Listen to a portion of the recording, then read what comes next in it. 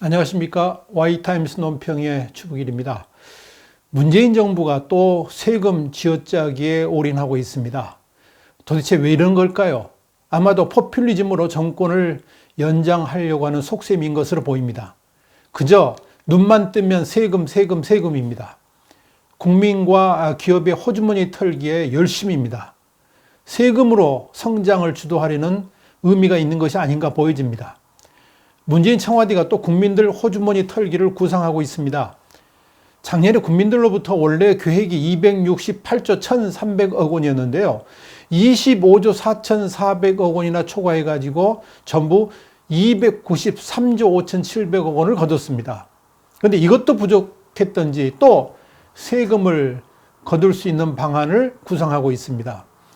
그래도 앞으로 5년간 세수가 60조 이상 더 거칠 것이다. 이런 예측도 있고 또 그걸 장담하면서 일자리 대책 등에 대해서 재정 확대를 하겠다고 발표했던 정부입니다.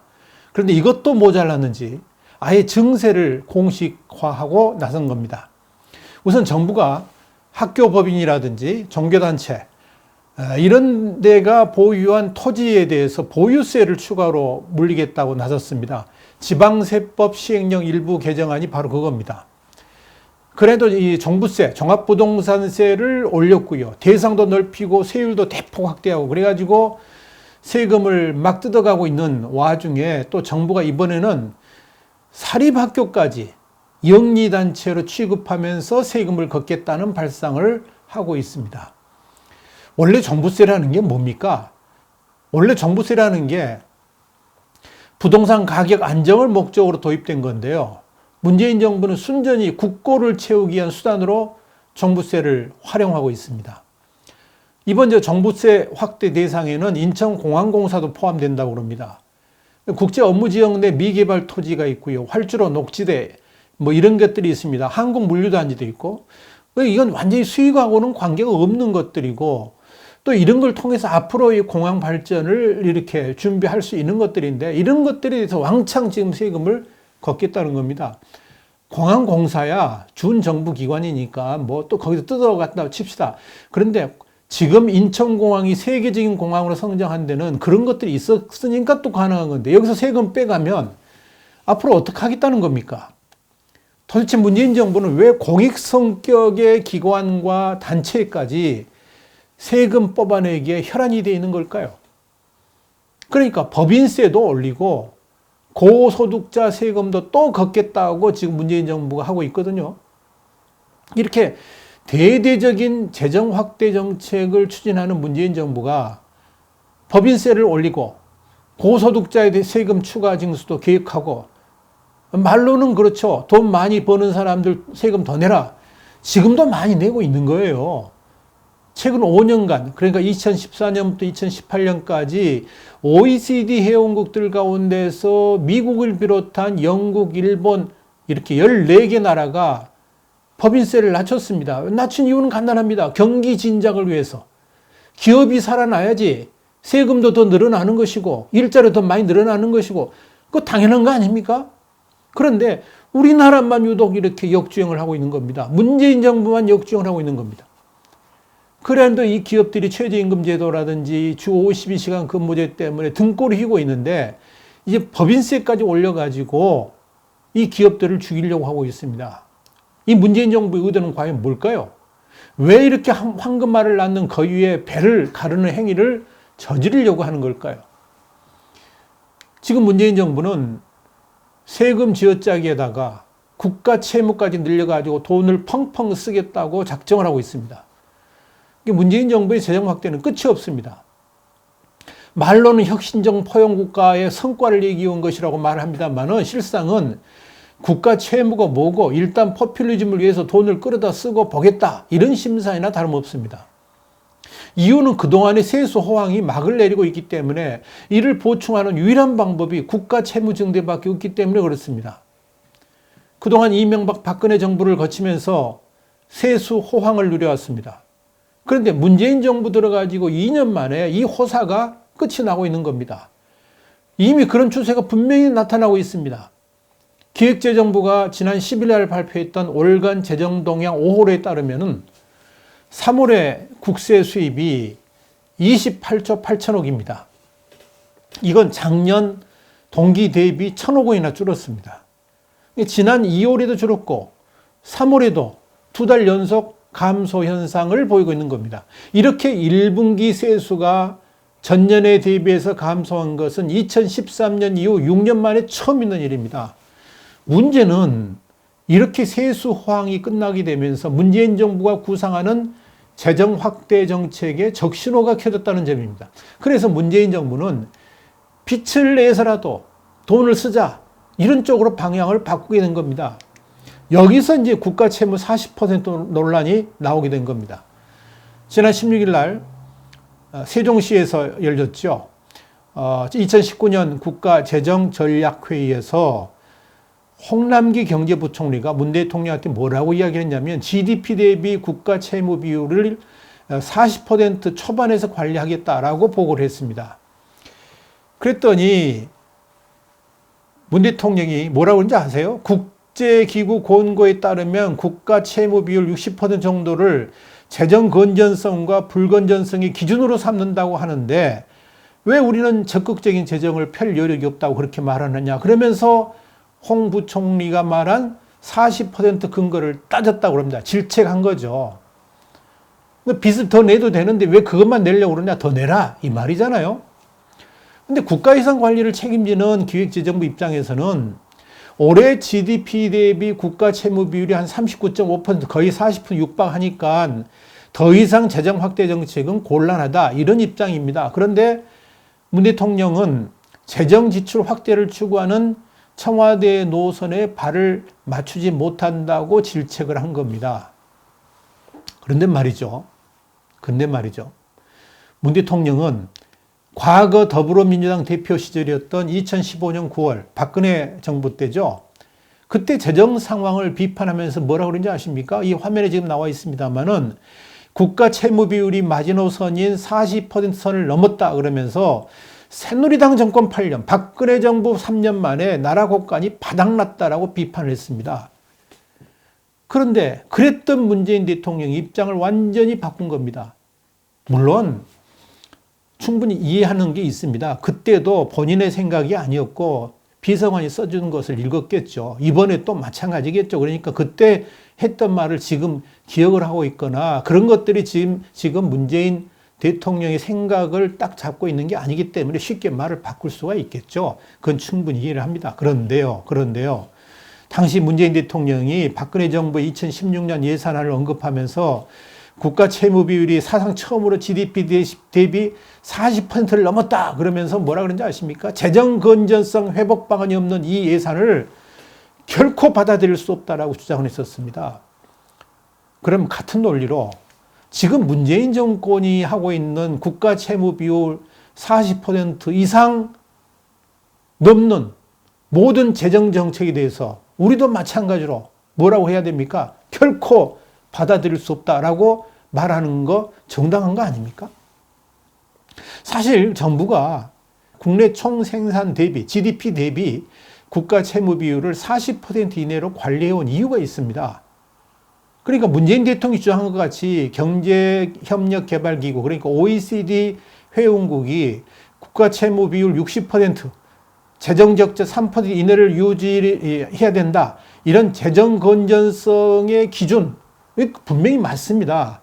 그럼에도 불구하고 우리 정부가 40%를 마지노선으로 삼아온 것은 다른 나라하고는 상황이 다르기 때문에 그렇습니다. 우리나라는 수출로 먹고 사는 나라입니다. 우리나라는 재정 건전성을 철저히 유지해야지 국제 신용도를 유지할 수가 있습니다. 한국의 원화가 달러나 엔화 같이 국제적으로 통용되는 화폐가 아니지 않습니까? 여러분 웬만한 나라 한번 가보세요. 여행 가보시면 환전하는 데 가면요. 아주 조그만 나라들도 그 표시가 되어 있는데 우리나라 대한민국 원화 표시 안 되어 있는 나라들 많아요. 왜 그래요? 국제적으로 통용되는 화폐가 아니기 때문에 그렇습니다. 그렇기 때문에 국가 채무가 40% 선을 넘게 되면 국가 신용 등급 하향도 우려가 되고요. 대외 신인도 하락 이어지는 겁니다. 일본의 국가 채무 비율이 200%니까 우리도 뭐 좀 넘어가도 되지 않느냐? 그건 일본이니까 그런 거예요. 우리나라는 다르단 말이에요. 그러니까 일본 같은 나라는 달러를 채우는데 어려움이 없어요. 대한민국은 기본적으로 상황이 다릅니다. 여기에 국가 채무 비율이 40%라고 그러는데 한 39.5% 되잖아요. 공기업 부채 합치잖아요. 우리나라 국가 채무 비율 이미 60% 넘었어요. 외국에서는 이걸 보거든요. 문재인 대통령이 바로 이 점을 강조하고 있는 겁니다. 그동안 그래온 것 같이 보고 싶은 통계만 보고 믿고 싶은 내용만 추려보기 때문에 이런 엉터리 같은 일이 벌어지는 겁니다. 그렇다면 이쯤에서 우리가 좀 생각해 봐야 될 게 있습니다. 왜 문재인 정부는 이렇게 재정 확대에 열을 올리는 걸까요? 왜 이렇게 재정 팽창 계획을 세우는 걸까요? 왜 이렇게 무모할 정도로 재정 확대에 집착하는 걸까요? 심지어 자신이 말했던 국가 채무관까지 뒤집으면서 세금을 펑펑 쓰려고 하는 의도가 뭘까요? 이유는 간단합니다.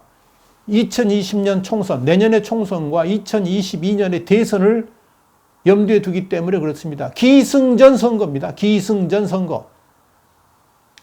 문재인 정부가 출범하면서 가장 역점을 뒀던 두 가지 아젠다가 있습니다. 하나는 남북관계고요. 하나는 경제입니다. 그런데 이미 다 알다시피 남북관계는 처절하게 좌초를 했습니다. 그 문재인 정부는 남북관계가 아직 좋고 뭐 희망이 있다라고 말하지만 그래서 평화가 도래했다. 그래서 연평도에 등대도 켜는 거 아니겠습니까? 그렇게 말로 한다고 해서 평화가 진짜 오면 얼마나 좋겠습니까?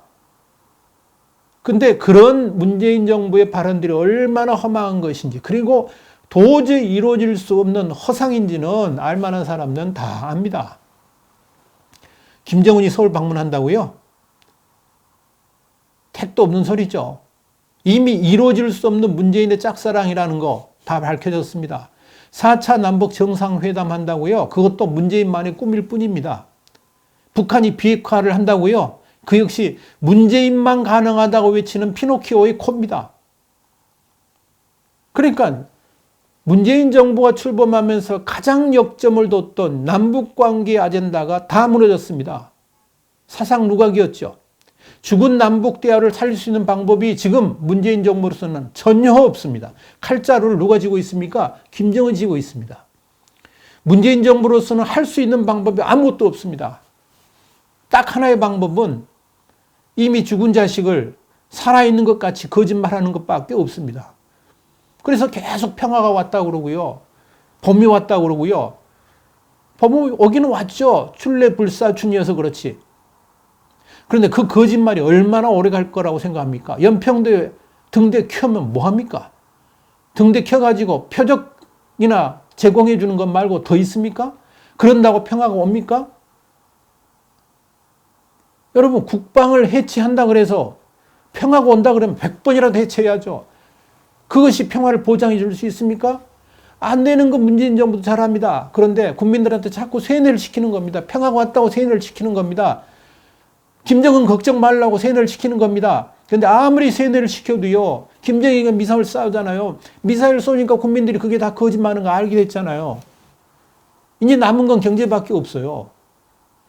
지금 모두가 경제는 위기라고 그럽니다. 그런데 오직 문재인 청와대만 한국 경제가 제대로 가고 있다라고 말하면서 국민들을 열불나게 만들고 있습니다.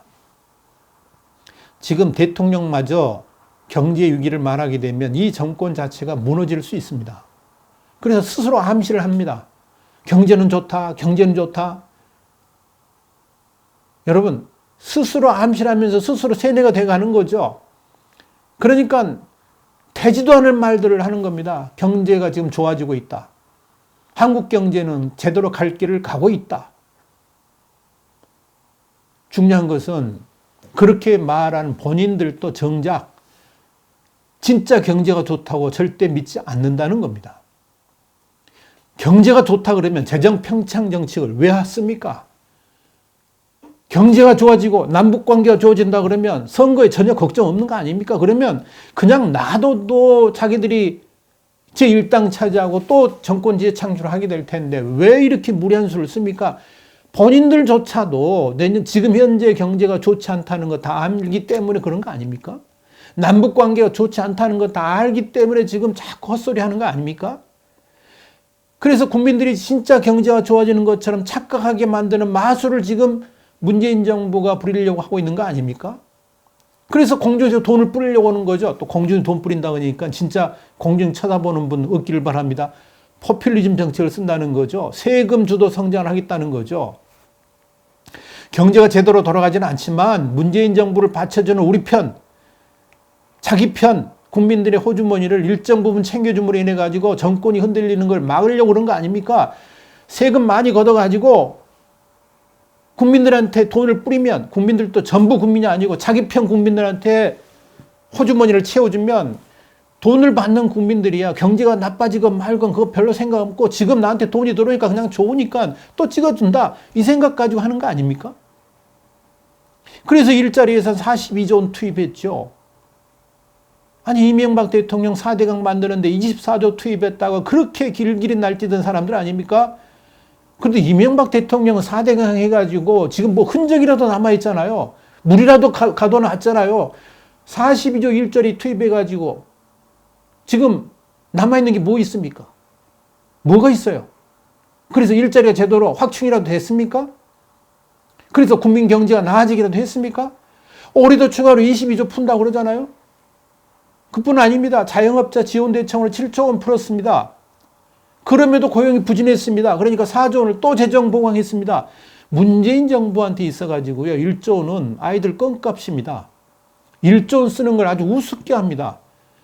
버스 파업 일어나가지고 그것도 주 52시간 근무제 밀어붙여가지고 생겨난 거 아닙니까? 그거 하는데 1조 5천억 또 투입한다 그러잖아요. 1조 쓰는 거 쉽게 씁니다. 얼마 전에 TV 토론에 나와가지고요. 여순 반란 사건을 이게 여기에 대해서도 이제 재정을 좀 투입해야 되지 않느냐. 그러니까 여순 반란 사건에 대해서 제주 4.3 반란 사건 같이 국가가 관여가 돼 있으니까 피해 보상하자. 그러면서 한 국회의원이 이런 말을 하더라고요. 우리나라가 1조 원 정도 쓰는 그런 경제적 여력이 있으니까 거기에다가 보상에 1조 원 쓰는 거 아무렇지도 않다. 쉽게 이야기하더라고요. 1조 원이 누지 애들 이름입니까? 문재인 정부가요. 그래서 2020년이 먼 미래가 아닙니다. 내년입니다. 내년에 그야말로 500조 원이 넘는 슈퍼 예산을 쓰겠다고 합니다. 왜 500조 원이 넘는 슈퍼 예산을 만듭니까? 그만큼 쓸 데가 많다는 거죠. 문제는 그렇게 쓰는 세금들이 생산적이고 국가의 경쟁력을 높이는 데 투입된다 그러면 누가 뭐라고 비판합니까? 그런데 방향이 전혀 그렇지 않다는 데 문제가 있습니다.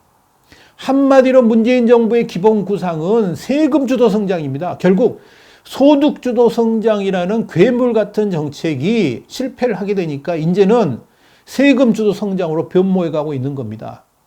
그저 국민들 호주머니를 탈탈 털어가지고 세금을 거둔 다음에 문재인 정부의 정권 연장을 위해서 포퓰리즘을 확대하겠다는 것, 이것이 지금 벌어지고 있는 세금 쥐어짜기의 본질입니다. 내년도 복지 예산이 180조 원을 넘을 거라고 합니다. 세금 확대를 통해 가지고 복지를 확대하려고 하는 참으로 어리석은 짓을 지금 문재인 정부가 하려고 하고 있습니다. 복지를 확대하니까 국민들 스스로 삶을 책임지려고 하지 않습니다. 국가에 의존하는 인간으로 만들어버립니다. 그래가지고 망한 나라들이 한둘입니까? 베네수엘라가 그랬고요. 그리스가 그랬고요. 이런 세계사적 우를 지금 문재인 정부가 획책하고 있는 겁니다. 그렇다고 경제가 나아집니까?